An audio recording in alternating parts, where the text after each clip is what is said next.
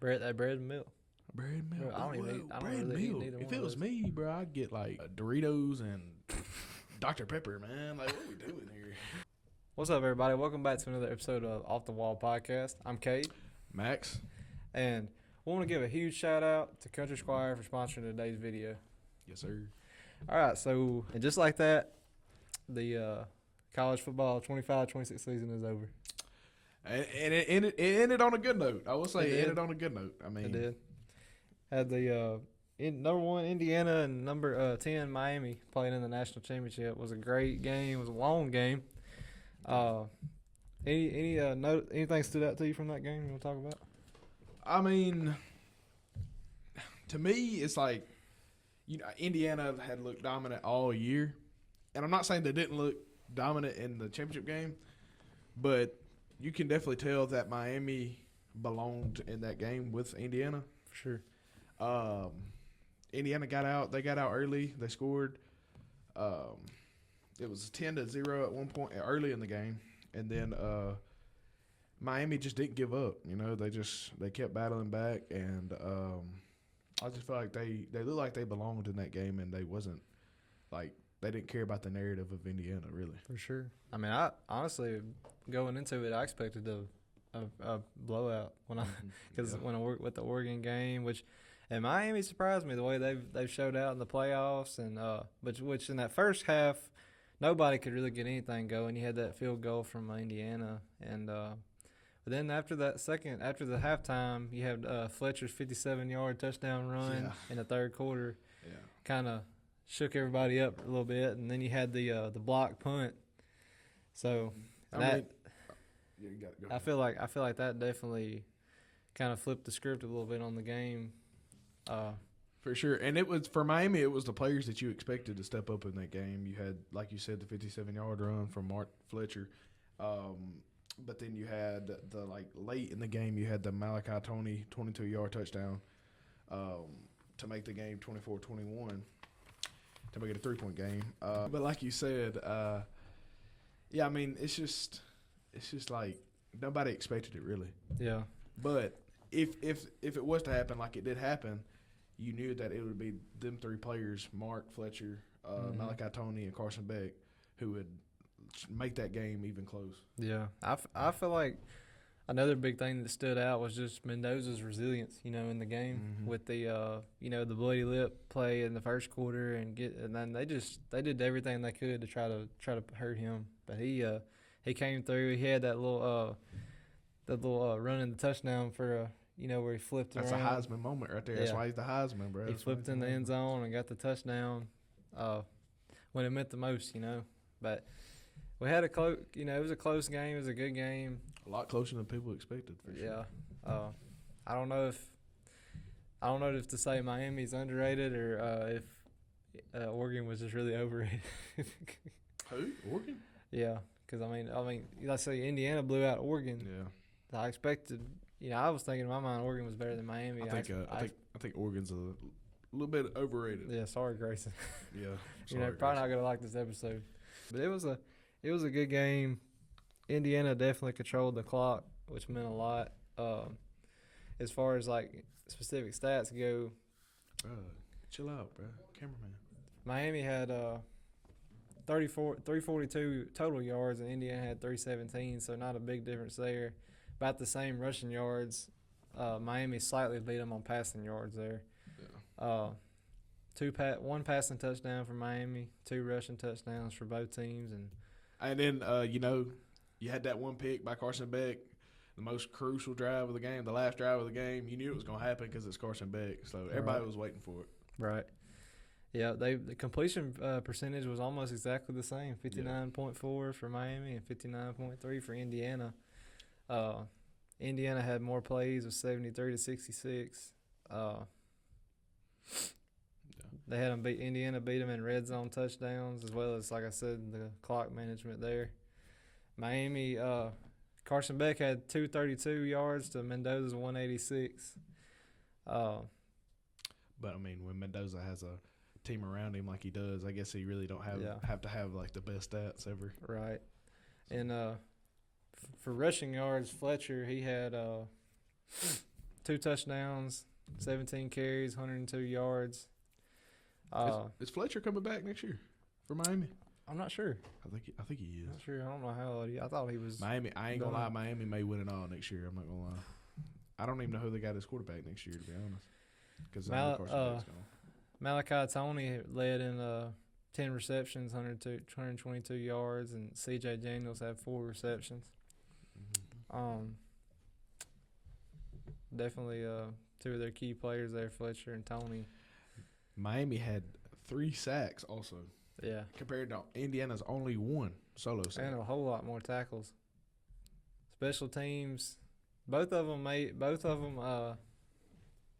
Miami didn't make their field goal. That was also a big play. Yeah, I feel like the game would have been a whole lot different if he wouldn't have dunked that kick for Miami, field goal. That kicker's been pretty bad all year. Yeah, I'm not too impressed with him.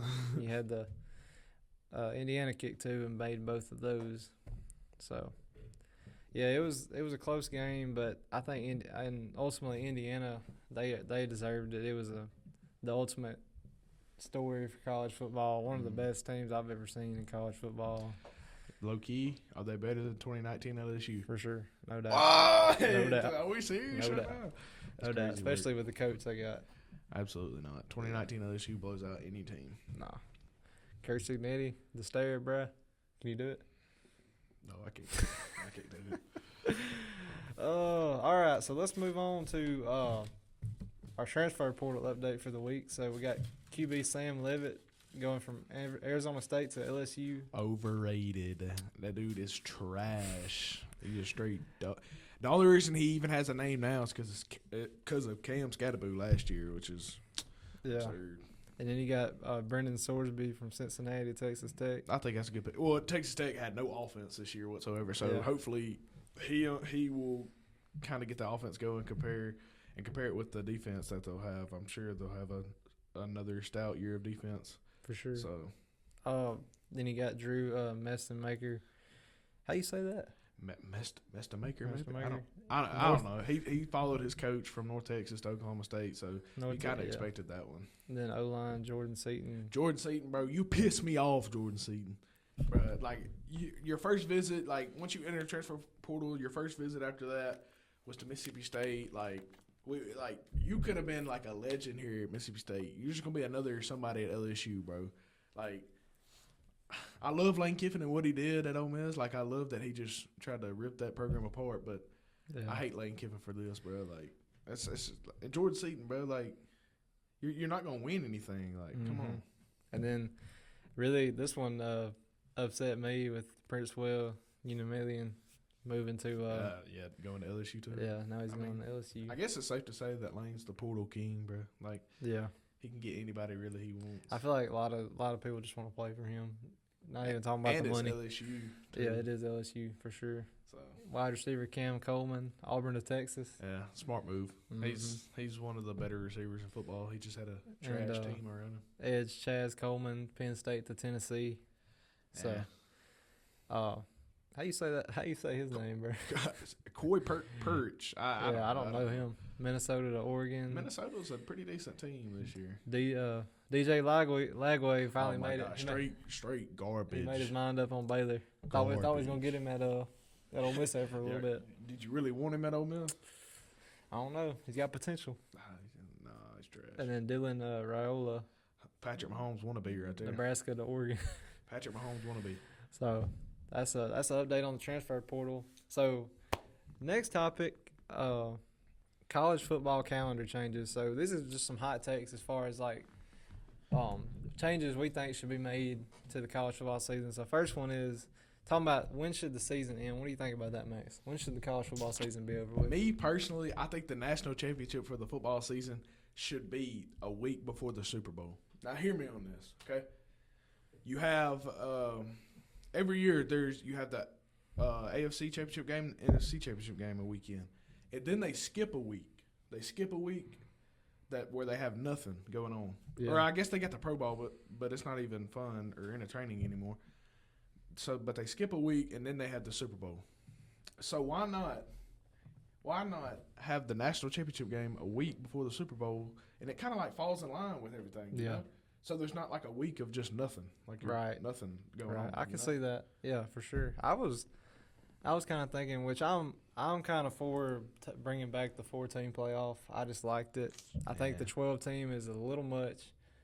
I would kind of like to see the college, because I feel like, for me personally, a lot of people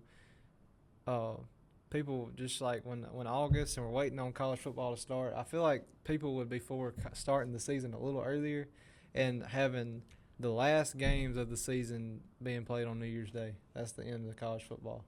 That way, it's just, I feel like especially with the 12-team, it's just carried too far into the new year, you know.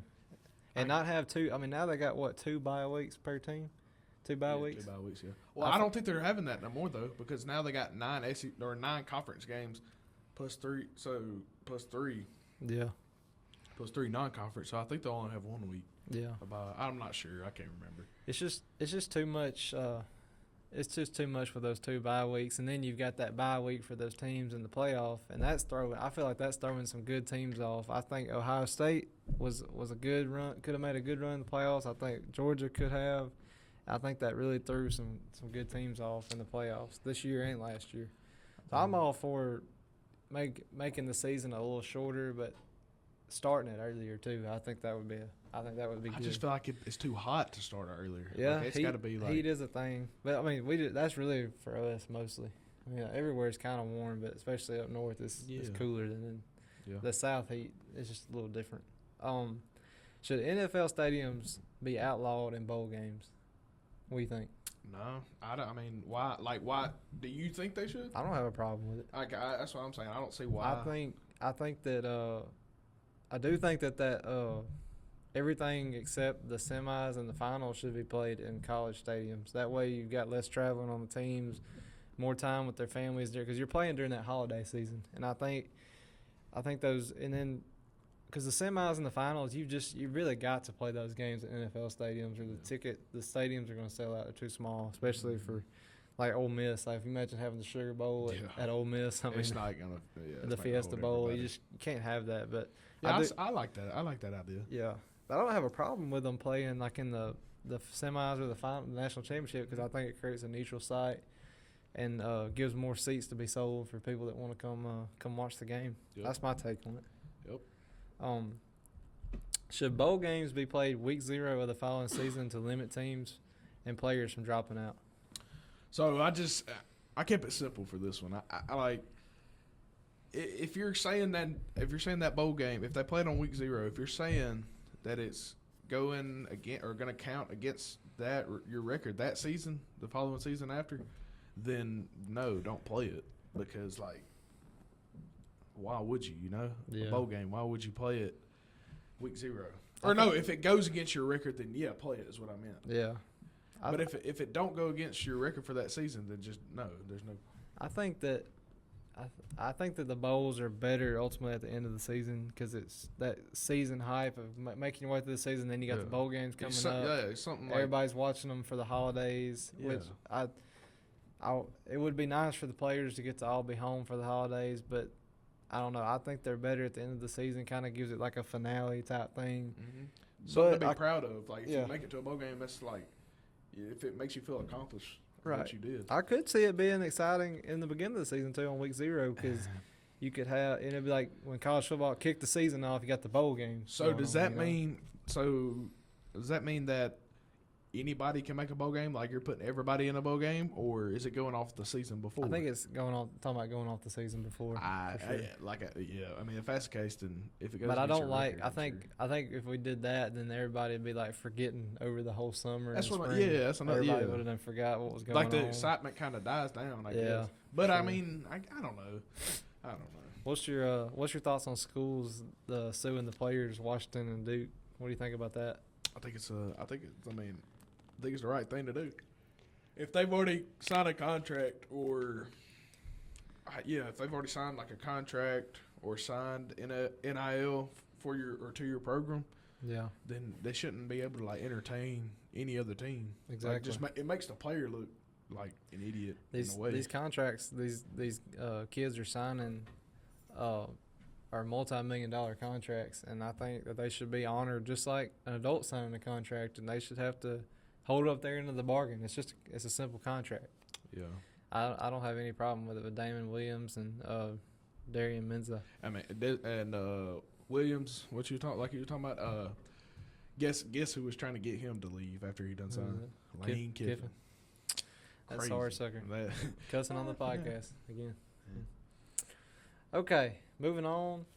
Topic 4, we got overrated versus underrated team players and teams. So we're both going to do an overrated and underrated player from college football, and then an overrated and underrated team. So what's your overrated player? I feel like a lot of people would agree with me with this, but I'm going to go Ryan Williams. Really? Receiver from Alabama. I can see it. I can see it. Bro had a one little spin catch against Georgia, and it kind of blew up, and he hasn't done anything since to me. So that's what I'm going with. Yeah, for me, overrated player, Donovan Edwards from Michigan.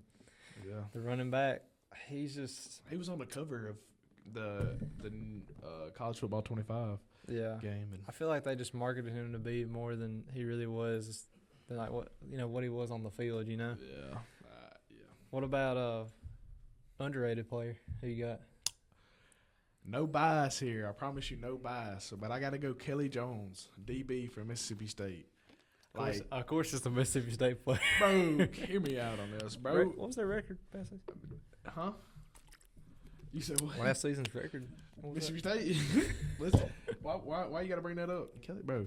If you're a Mississippi State fan out there, bro, you know how underrated Kelly Jones is. He was a top DB.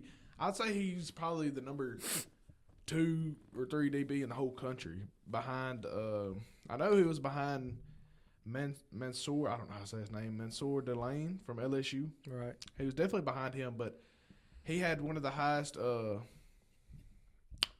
He was one of the highest rated DBs in the country. And if you turn on the film, bro, he's got the height. He got the speed. He's literally like the perfect DB. Yeah. I might have to look into him. You got to, bro. I promise you. My underrated player, Byron Brown, South Florida. Oh, the quarterback. QB? Yeah, he just went to Auburn. He followed his head coach. He did. Yeah. He I think he was so underrated. I think if he had an SEC team on his helmet, he would have been in the Heisman running.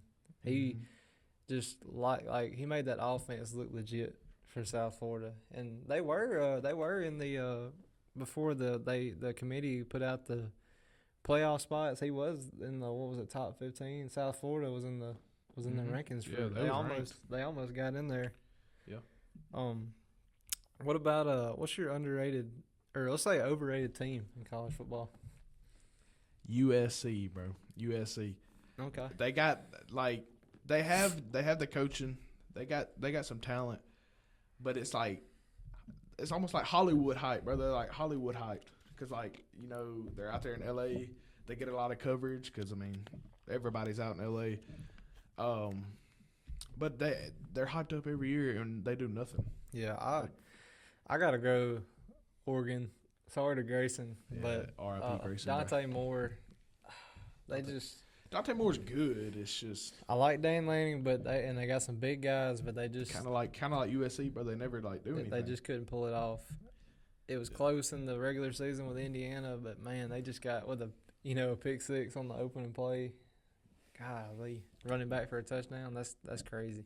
I feel like there's a difference between like being good and being an automatic top 10. Like they just because you were good last season doesn't mean you can just immediately hop in the next season.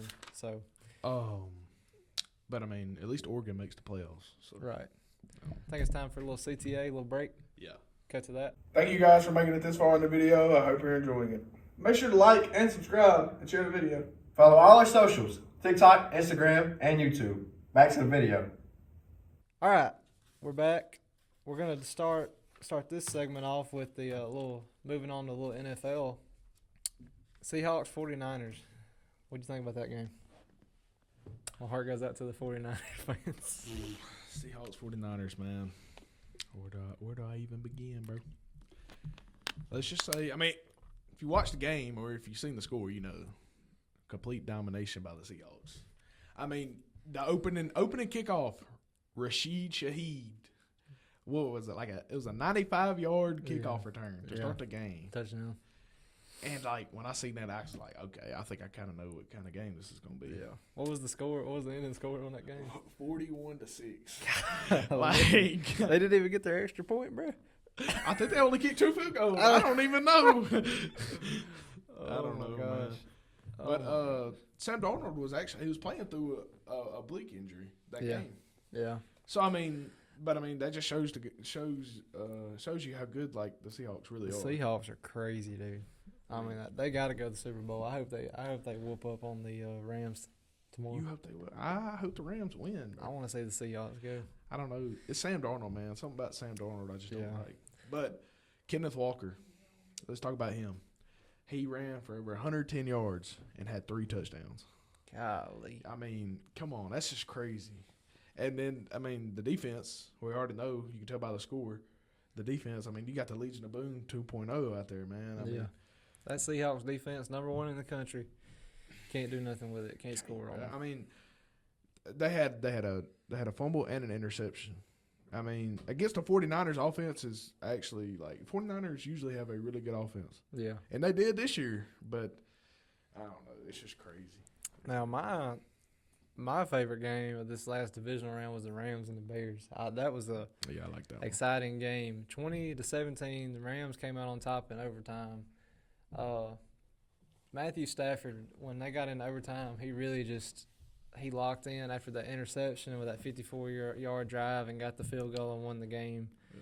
And the interception was just a miscommunication on Caleb Williams on his end. That was the reason they let that up.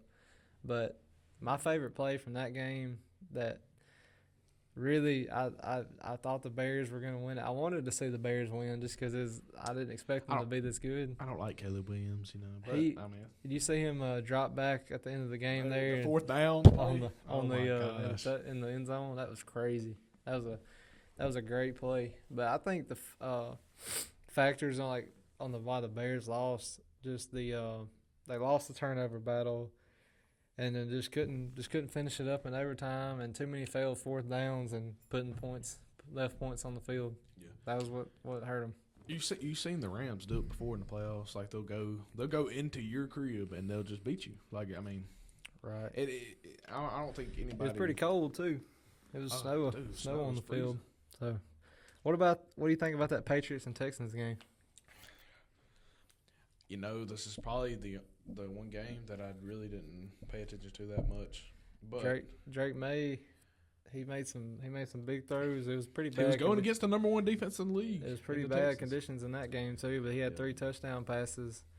And then Keyshawn Boot had that one-handed grab. How you say his name? Booty. Had that one-handed dive and grab in the corner of the end zone. Pretty good game, but I expected them to win that game. It was Patriots were good. C.J. Stroud's terrible. C.J. Stroud just needs to quit. Like he's awful. Sorry. But. Yeah, and then had that Broncos and the Bills game. That was an exciting one. I tell you what, the Broncos got up, man. They did, but the Buffalo didn't go away. They didn't. Josh Allen, he connected on a touchdown pass to Keon Coleman and Dalton Kincaid in the fourth quarter. Which gave him the lead. It was another overtime game. It gave him the lead in the fourth quarter. Then you had Bo Nix and the Broncos. After that, they answered. Nix hit Marvin Mims Jr. on a 26-yard touchdown pass to put Denver up 30-27. Right. And then Denver's Matt Prater then tied it up with a 50-yard field goal to send it to overtime. Dang. But did you see the play in overtime where what is it? Josh Allen threw it deep to Brandon Cooks, and it looked like Brandon Cooks had it. Yeah, a lot of calls in that game that could have went either way there at the end. Yeah. I feel like it was some tough calls for those refs to make, but it looked like Brandon Cooks had it, and then apparently I don't know, I can't tell. Apparently Denver stripped it away or took it away in the air before he hit the ground. Which resulted in a pick, which gave Denver really good field position, which let Will Lutz hit the game-winning field goal. Yeah. Saddest part of that game was that second last play, Bo Nix, ankle injury, out for the postseason. How you think their backup's going to come in? You think he's going to come in and take care of business? They're playing right now. Somebody check the score. When did the score? 7-7. 7-7. It's currently 7-7. What? 7-7. So it's a defensive game. Good old defensive game. I mean, Yep. we figured Jarrett Stidham wouldn't do much, but I feel like that injury could have been avoidable when you're in the postseason doing a QB run in overtime. Questionable call there. when you already had really good field position. Yeah. I mean, I don't know, man. So, anyways, well, at this time we're going to take a little break and let you hear a word from our sponsor. We want to take a second to thank our sponsor, Country Squad of Amon, Mississippi. If you're looking for somewhere to eat Thursday through Sunday night, make sure you go check them out. Gosh dang it, they put that stuff on everything. All right, we're back. We ending the NFL off here for the playoff round. I'm gonna drop some picks for the game. Seahawks and Rams. Seahawks for me. Rams for me for sure. Broncos and Patriots playing right now. I gotta go Patriots. I'm going Broncos. We're just gonna keep it short. We'll keep it short and sweet right here. We're just saying who we think's gonna win. Patriots. And if we're wrong, y'all can flame us, bro. Y'all can flame us. Yeah. Please don't. All right, so some huge playoff moments from college football. What do you got? I got 2018 national championship. Jalen Hurts gets benched. Tua Tagovailoa comes in, throws the walk-off touchdown to Devontae Smith, and wins the national championship. That's got to be mine. That's got to be. I gotta go.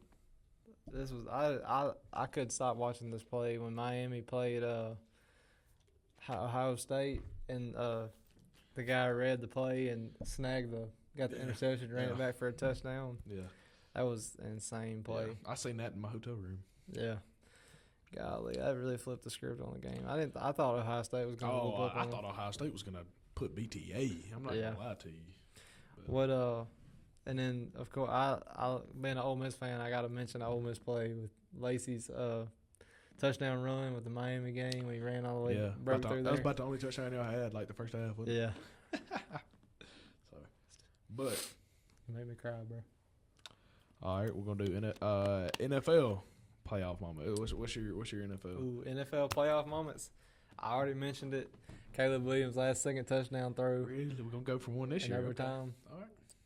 Yeah. I'm gonna go with the classic, bro. Everybody knows this.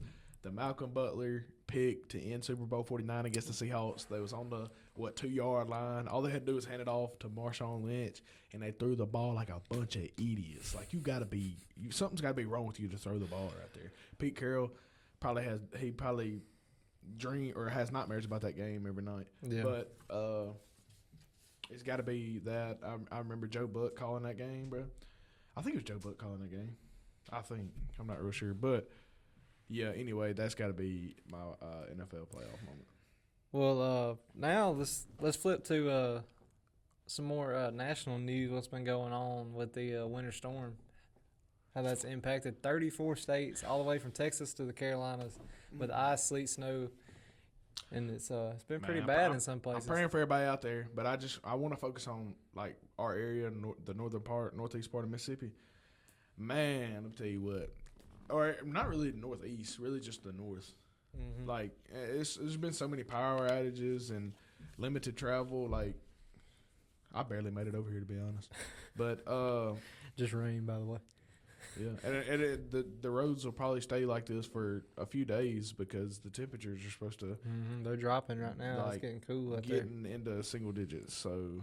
And I saw some pictures from like Tupelo and up north of us. The roads were just white as could be, covered in ice and snow. So we dodged a bullet. Right, we were right on the line, and that's what they were saying. You know, this situation, 50 miles makes a difference, and just we're so close to Tupelo, but they got it so much worse than we did. For sure. I just don't. One thing I don't understand from all of this is people taking all the stuff from the store. People acting like we're like it's the end of the world. Yeah, man. bread and milk. Bread and milk. I don't even eat. I don't bread really milk. eat neither If one it of was those. me, bro, I'd get like Doritos and Dr. Pepper, man. Like, what are we doing here? Bread and milk is crazy. But And So Matt Lawhon, he's been a big piece of Mississippi weather for a long time. He's been an icon, man, for many years. And now he's got Mississippi Live weather. One of the most reliable guys, not just in the state, but in the country. Yeah. Like, he's made national news plenty of times. Oh yeah, and I mean, there's nothing more comforting. You can see a twister outside in your backyard, but if you turn that TV on, power's still on, and you see that suspenders, you know you're good. You know Matt's gonna be looking out. You know you're good, but you also know it's really serious. Yeah, you know it's good serious. But and then some more news. Minnesota Governor Tim Walz drops re-election bid with the scandal Nick Shirley let out about him with the back during COVID. You know, they were giving out federal money to help out daycares and, you know, feed kids and things like that. Apparently there was like from $250 million to almost $1 billion stolen that were used to like buy like cars and like all this luxury stuff. I don't know who was using the money, but Tim didn't get charged with anything, but I think it was more of like stuff he could have prevented, but he just decided to drop his bid for a re-election for governor of Minnesota. I don't blame him. He probably wasn't going to get any votes after that, got exposed. So, but he's been in office since 2019, so probably about time for him to retire. He's getting pretty old. Yeah, he's about 8. I don't know. He looks old, but looks about 85. Yeah. I don't know. But let's move on to some more national news. 6, 7. Bro, we serious? 6, Right? Oh, we 7. serious? Oh, we serious? 6, 7 tops list for most overused words of 2025. How do you feel about that? Where do you think it come from? It came from Doot to Doot. Yeah, that little song. I feel like it was more of like, I've noticed since it became a trend, like I say that a lot, and I don't think it's because of the trend, but people just say, like, it's like a common thing. Like, I probably had like 6 or 7 or something. Like, people say that all the time.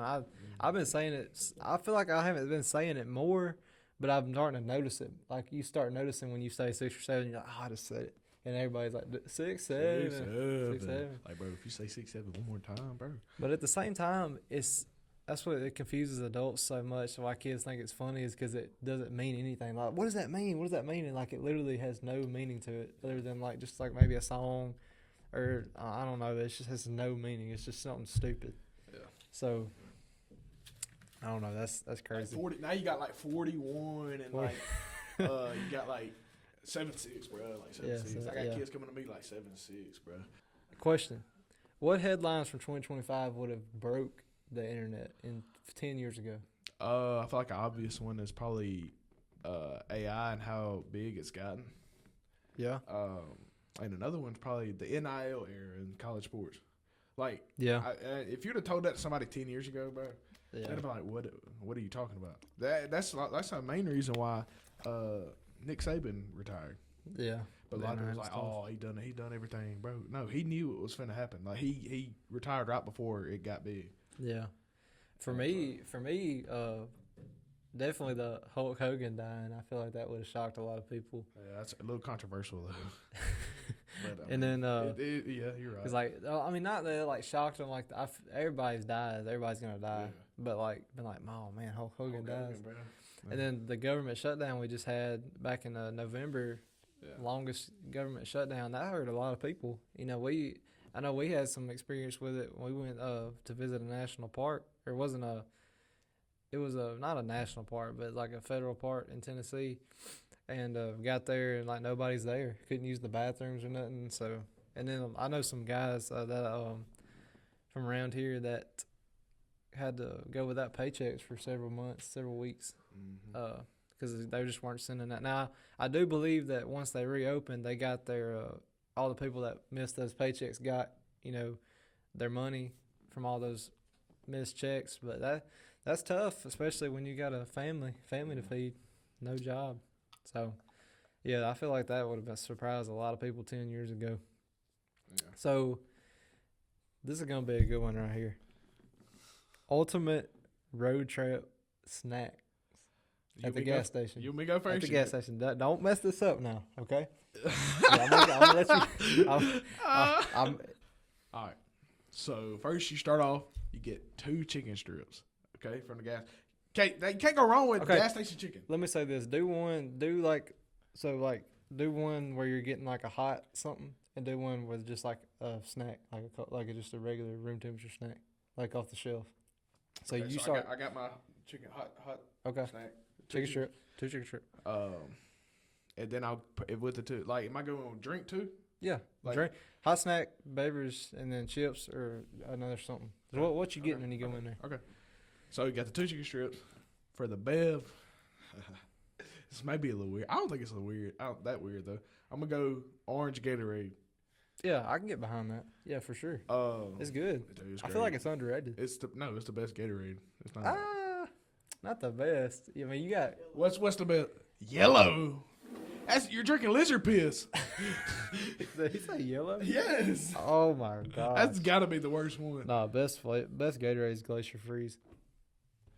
Glacier Freeze.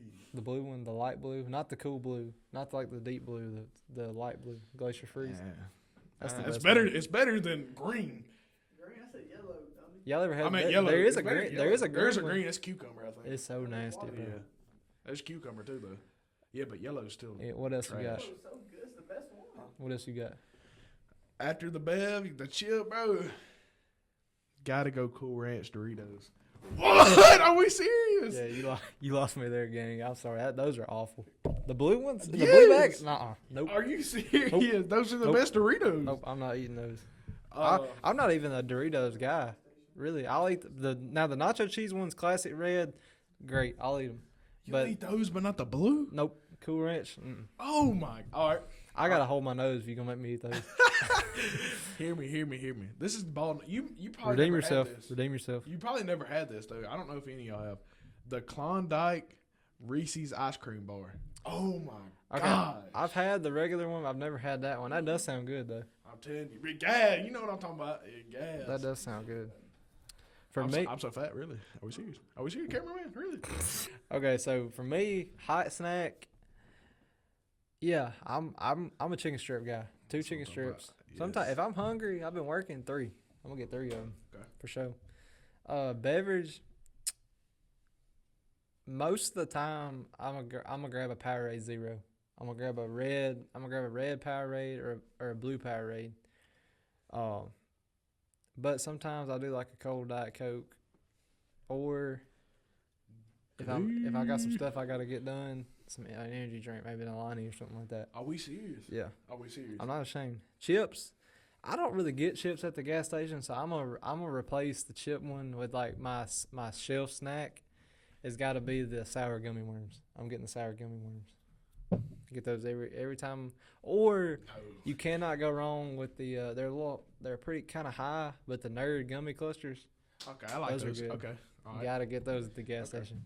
I could eat the big family size bag of those, bro. And then the cold snack. This is a sleeper pick. I don't feel like a lot of people get this. They may, but not every gas station has it. You get in that freezer. They got that M&M ice cream sandwich. It's just got vanilla ice cream in the middle. There's and so much more like better things no, in there. dude, that right there, that's heaven in a freezer, bro. That vanilla ice cream M&M cookie sandwich is so good, so good. But yours is not that bad other than the Doritos. Those are the best Doritos, man. Mm-mm. Nope. Okay. All right, finish it off. Top 5 songs on repeat right now. You can go first. I'll let No, you go. You want me to go You first? go. You go. Y'all probably don't even know half of these, but started off number 1, "Drops of Jupiter" by Train. You know that song? Never heard it. I do Tell know. me Is Train it's Train the ones that have the are Train? They're the ones that have that song. It's like Hey, Soul Sister. yes, yeah. But Uh-huh. "Drops of Jupiter," you gotta give it a listen, bro. Okay. You know, none of y'all will know the second one. It's called "Delete Ya" by DJ. Don't know it. Delete Ya. You know, cameraman. Hey, cameraman knows ball. I'm bro. not gonna know any of these All right, songs. the next one, good old Christian song called "The Blood." Okay. But this is the Passion 2026 version. Okay. Shout out youth group. We went to Passion like 3 weeks ago. Good song. Next one is "Praise the Lord" by ASAP Rocky.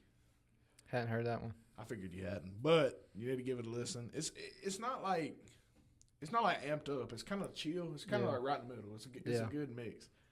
And then the last one's another Christian rap song. It's called "All I Need Is You" by Lecrae.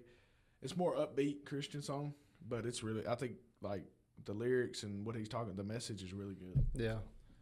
Mine's been all over the place recently. I get a song in my head, and I'm the kind of guy, like, I sit there and I'll just keep playing that song over and over again. So my biggest song recently that I've had it like been playing in my truck on repeat is "Closer," the Chainsmokers. That's a banger. It's a banger. It's a banger. It's a throwback. It's a throwback, and it was huge, dude. And I remember, every time I turn that song on, I think about summertime, being out of school, like 2016, going to Sonic, and then after that, switching the genre a little bit.